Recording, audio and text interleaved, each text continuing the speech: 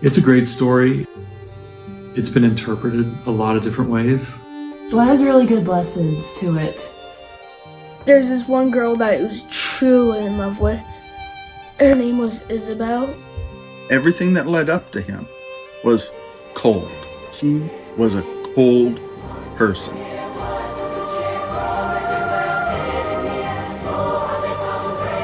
People fear him, but only because of what he takes from them. He was not happy with what he had. His life would only get worse because that was the path he was on. He was taken back to very important moments in his life where he could have embraced a happier life, a happier blessing. Instead of just present snippets of his life, he saw the whole picture. A lot of people were in debt to him. At the end, he'd forgive them completely.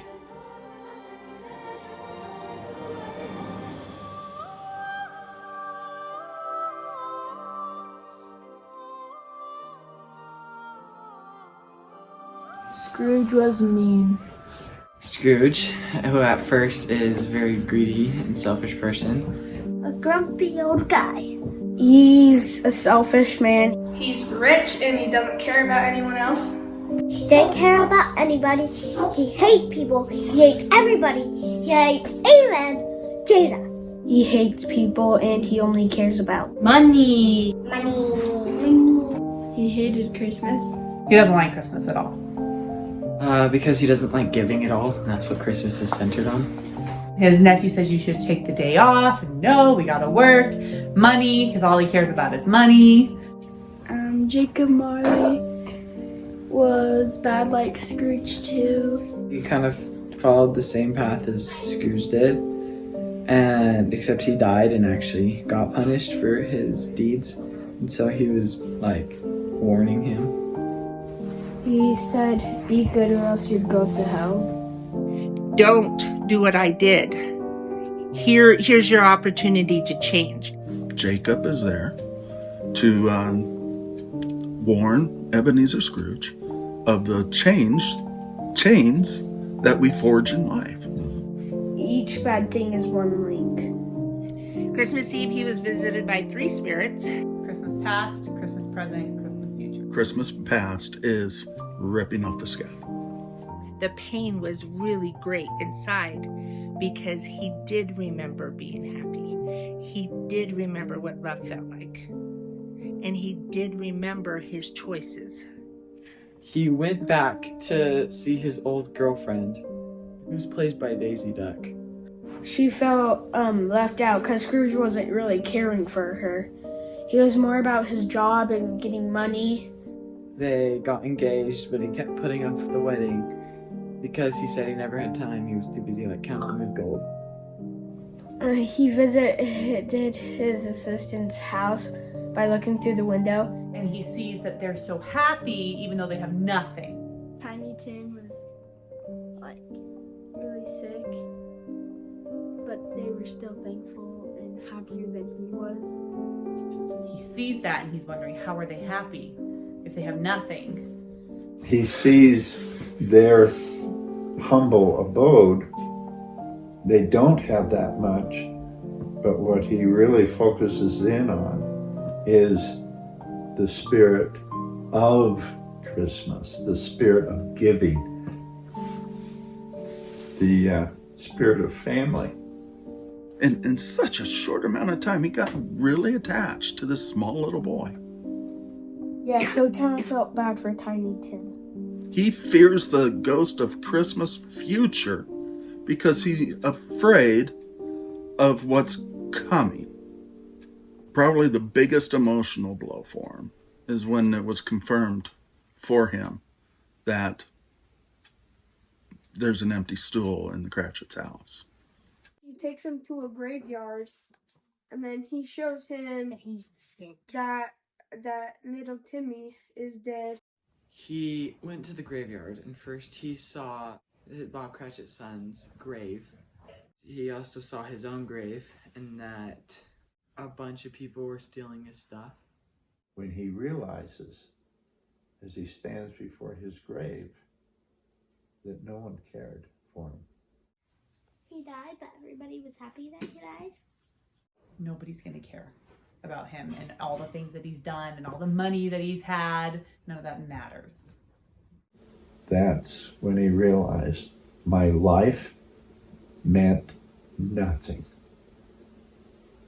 I couldn't take anything with me.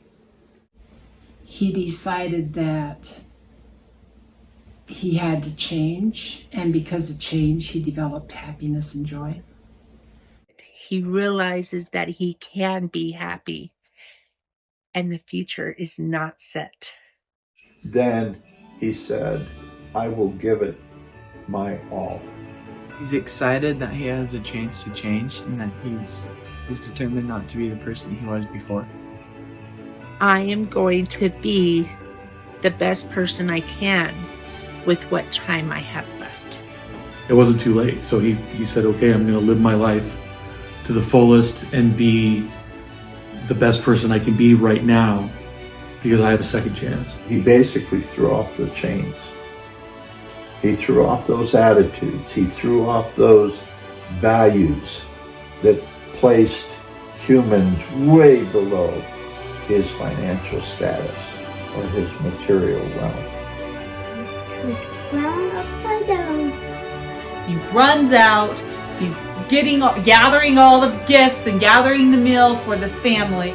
He just runs outside and it says, hey, take these 5 gold coins and go buy the biggest turkey you can. Go, go, go. Then buy turkeys, buy presents, buy everything with $5. He's skipping through the street, he's running, and he's frantically, engaging with people. And then he goes to the Cratchit house and he just delivers this huge feast, all of these gifts.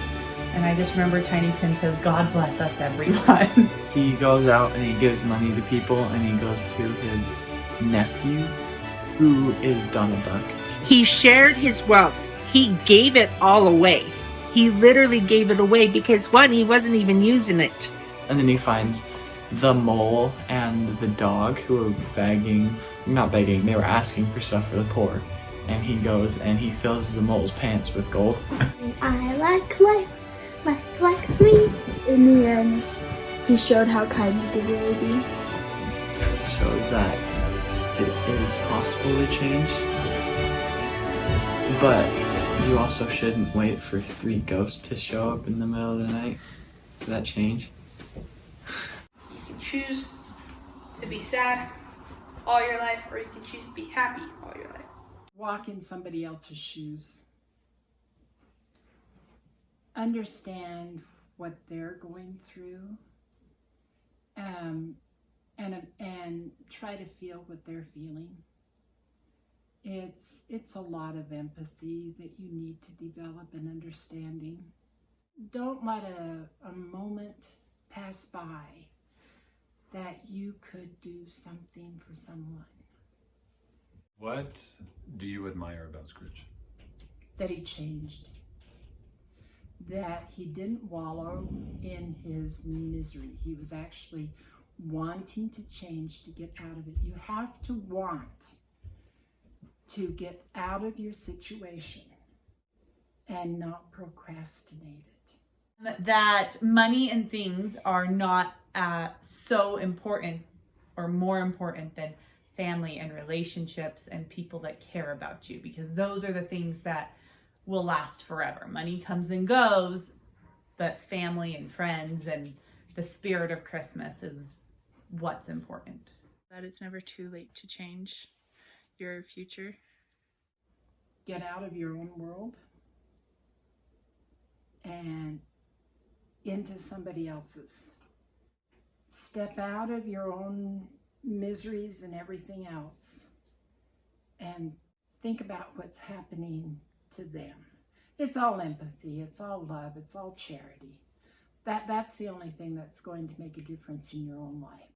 The true love of God is caring for our fellow man. And it liberated him.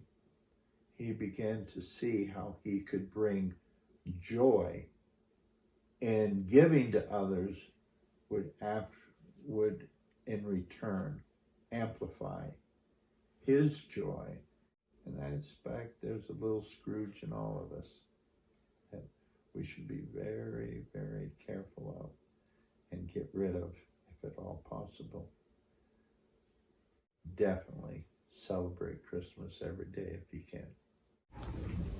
Help others, doing acts of service for other people, even if those people are not the most positive people, whether in your life or just in their own, they just have a negative outlook. I think helping them and being kind to them to show them better ways.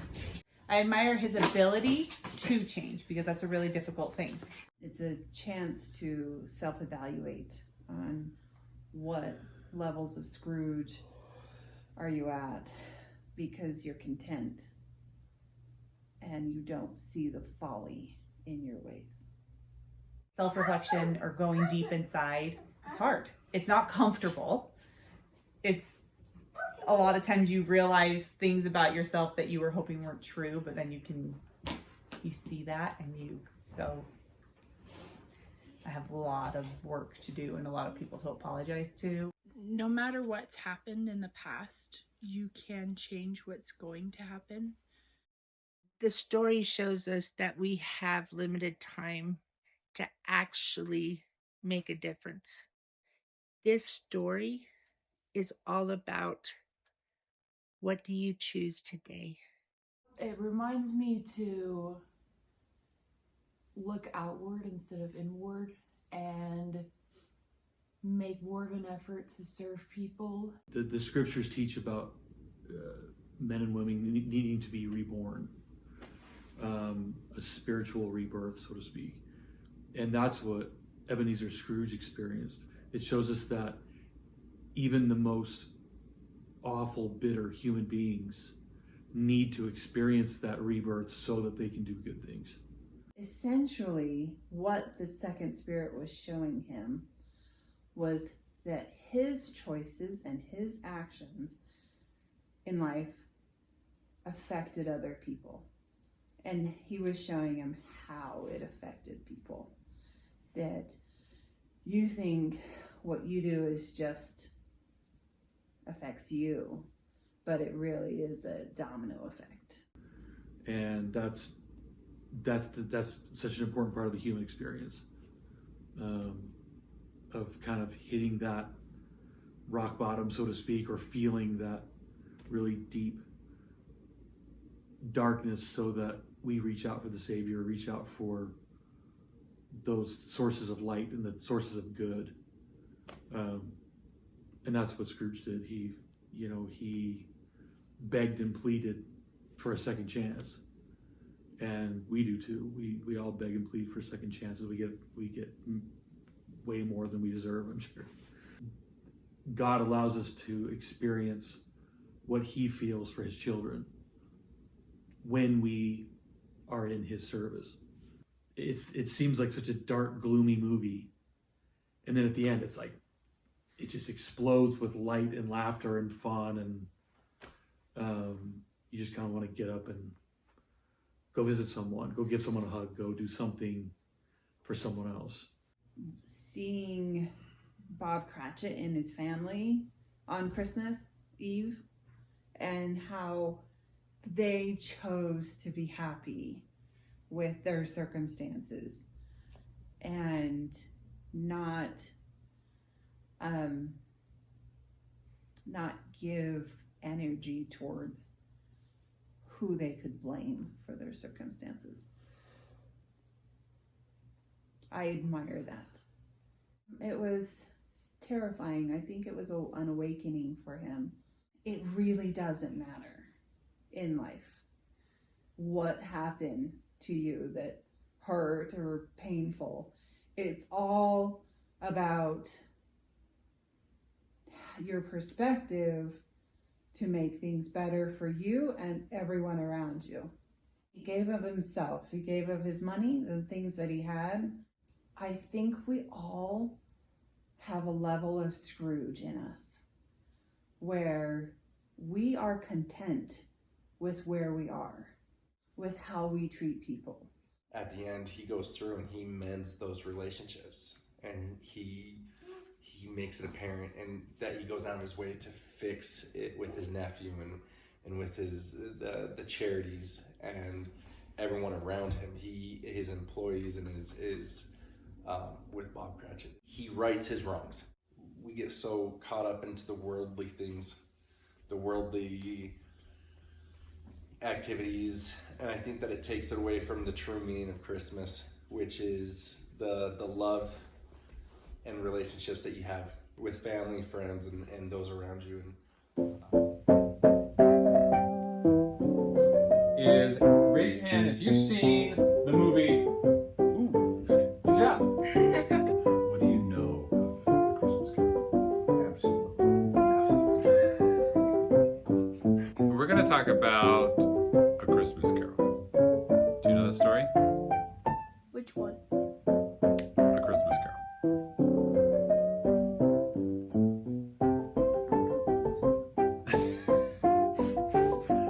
Scrooge? Oh, that's easy. It's some song that we sing every year around Christmas time, I guess. I don't know. Who was the first ghost to visit him? The ghost of Christmas past. Before that ghost. Jimmy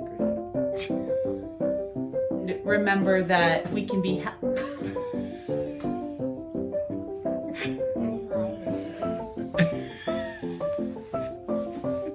Spirit of the past, spirit of the future, spirit of death, I think. So I'm married to a Scrooge. And he is married to Cindy Lou Who. Wait, this is 100 years old. And what did he experience there? H-E-L-L.